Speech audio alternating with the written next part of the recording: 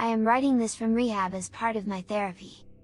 It is a pretty high-end facility, but I can afford it, and frankly I cannot afford to skimp on caretaking. I need nutritional help, physical therapy, psychological treatment, and above all lots of 24/7 supervision. I was only an addict for a few weeks, maybe a few months, I'm not quite sure. But it ravaged me and left very little behind. This after an entire lifetime of escaping the consequences of my actions. I was a young adult in the 90s and involved in the punk, metal and grunge scenes, which were kinda one and the same back then.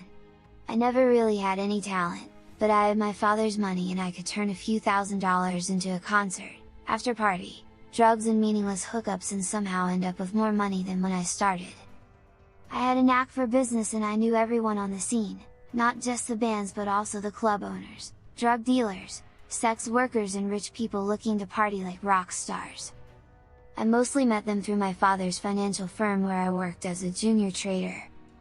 I guess you can't call my story a bootstraps one, but I was not a fuck up either. I always took something out of every trade, I always got a few dollars, a few grams, a little fun, or a useful contact. Others could not really hang though, and people started to fall out of my life. Overdose, bankruptcy, prison, rehab. All of the above in many cases. I found myself getting older while the scene continually replenished itself with fresh young faces. I saw new metal, screamo, metalcore and deathcore pass through the clubs and galleries I would eventually come to own. I threw so many benefits and memorials for kids on the scene that they all blended together. It was at one such show that I met her. It was a gallery showing auctioning off paintings to rich people to benefit a local band whose singer was in a coma after a drunk driving accident. Lots of suits and ties, but also lots of wealthy Gen X people who survived the decades and still had a gothy and punky edge in their 40s and 50s. But I kept seeing this girl.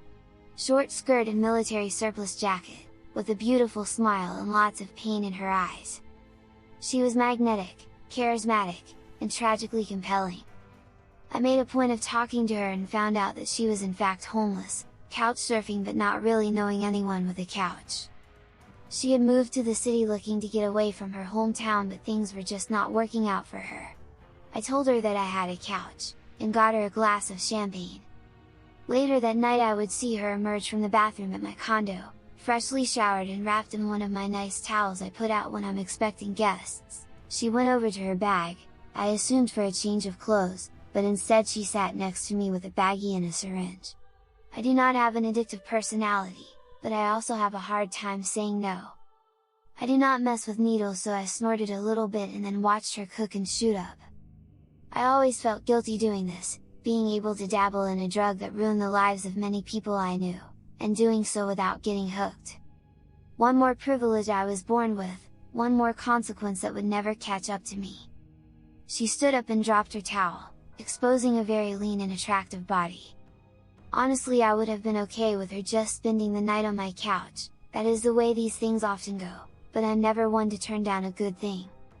A wonderful thing actually, our night together somehow stood out as memorable among a long life of meaningless hookups.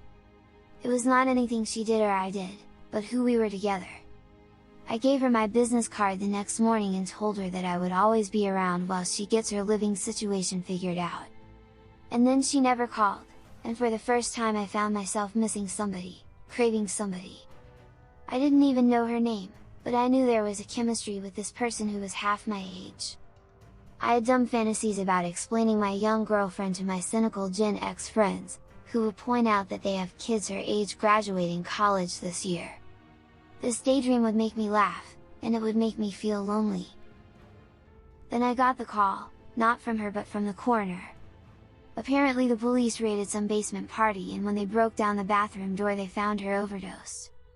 They were calling me because my business card was the only thing they had to go on, and it was not the first time I had been brought in to identify some poor kid living on the margins of the scene. Through a private investigator I found out her name was Gloria and she had been on her own for years, moving from city to city. They were able to find her dad, but he wanted nothing to do with this and kept hanging up on the investigator, so I took on the responsibility of making arrangements and having her cremated. When all the research and transactions and organizing was over, I was left sad and alone within Erd.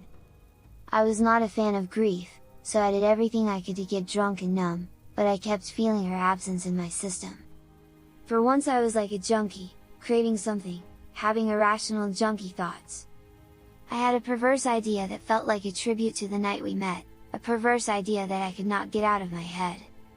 I went over to the urn and scattered a little bit of her ashes on my coffee table, and snorted them. It was bitter. Not just the taste in my sinus, but the feeling. Intense dread and shivers in my heart started to beat out of control. It was a heart attack, I was sure, or at least a panic attack. I regretted this stupid stunt instantly, and tried to calm my heart through controlled breathing. I was successful, and yet I felt a whole separate heart beating out of control. It was her heart, and her memories. I was living out her overdose in reverse, and I felt sick and tired and full of fear. We had made a terrible mistake.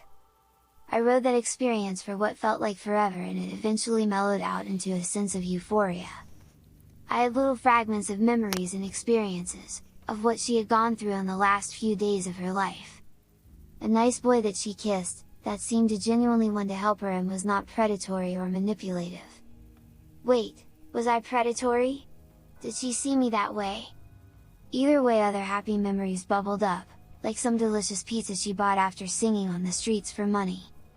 I discovered she had the voice of a choir kid who had missed the last few hundred church services. That voice, it filled me like I was a cathedral constructed to echo and amplify it. I sang along, tone deaf, which is the reason I was never allowed to join any bands. When I came out of it, I did not have much of an appetite, nor did I feel particularly tired. Honestly, I just wanted to go and taste those ashes again. I resisted the urge. I had never been one to party the next day when work needed to be done. This is the discipline that kept my life moving forward when many others lost momentum and even came to a stop. At my office above a gallery, I booked a show, in some new electronic genre that I honestly could not wrap my head around. It felt old, and somehow not the type of old I was. It was nostalgic for the early 2000s. God, it had been 20 years since the year 2000. I was feeling out of touch and depressed, just some asshole that young people have to deal with if they want to make art. I left early, wanting to feel young, wanting to feel her. Soon I was under the covers, feeling her memories spread through my body, feeling her youth and vitality fill me. We reached the memory of that night we spent together, and I was able to confirm that she did not hate me, she was not disgusted by me, she just saw me as a means to an end. As a warm bath and a soft bed and somebody to party with who was not really threatening. We got to the part where we had sex and I felt her sensations in my body. After a minute my hand traveled down to join in, but just like that her sensations were over, as I had barely lasted that night before rolling over and passing out. It was not how I remembered it, it was so disappointing. She was somewhat relieved as she raided my fridge and liquor cabinet before lying back down next to me. I became somewhat of a recluse over the next few days or weeks, I'm not quite sure. I explored her memories, barely eating and barely sleeping. My ego was completely eroded from the experience, my sense of self worn down. I was a vessel for her, and my perception of myself was that I was just a page in her story. I saw her try to get a degree and earn a living while struggling with on and off homelessness, and the relief she felt when she finally gave up. I felt her voice singing many times, and had I known that side of her, I would have totally gotten her gigs at my properties. But she did not think she was good enough, another trait that started to rub off onto me. The more of her I used, the more I was able to travel backwards until I hit a really dark spot. A spot where she was very young, very vulnerable, and constantly the target of violence at home. Highs of singing at church broken up by very extreme lows of depression and suicidal thoughts. All to escape a father that regularly beat her and threatened her every chance he got. She needed to escape, and she did. She got pretty far away but ultimately did not make it. I was full of anger, our anger, and as the high wore off I realized I was not powerless, I was a wealthy grown man. I took a couple of greyhounds and made my way to her hometown. It was a blur, a lot of the time I was not really there, I was lost in her memories which kept the rage boiling hot. which kept me moving forward despite barely eating or sleeping. After arriving in her hometown, I went to the address my private investigator gave me.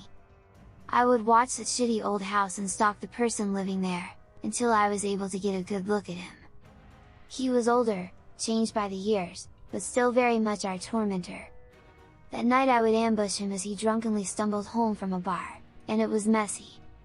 Him in a drunken stupor, me feeble from weeks of not taking care of myself. It took so many stabs, more than I can possibly count or remember. I remember so few details about that night, just that it was much harder than I thought it would be. On the bus ride back I would wake up panicking that he was still alive, but it was just a memory. The memories of his abuse felt so much more real and fresh than the memory of his death. Shortly after getting home I checked myself into rehab, because somehow I had gone through all the ashes. I finally understood how rock stars could have $1,000,000 drug habits. It is not until you have made your way through 4 pounds of ashes that you realize how far gone you are. I contemplated death a lot, I knew I could handle it, I had already experienced it once. But a little bit of my ego started to grow back and heal, and I got an urge to go back to work. But if I was going to work, if this was going to work, I had to get healthy. I wanted to start a charity to make care like this available to poor people like her. The challenge was not going to be learning to live without her, it was going to be creating a life that honored the memory of her within me.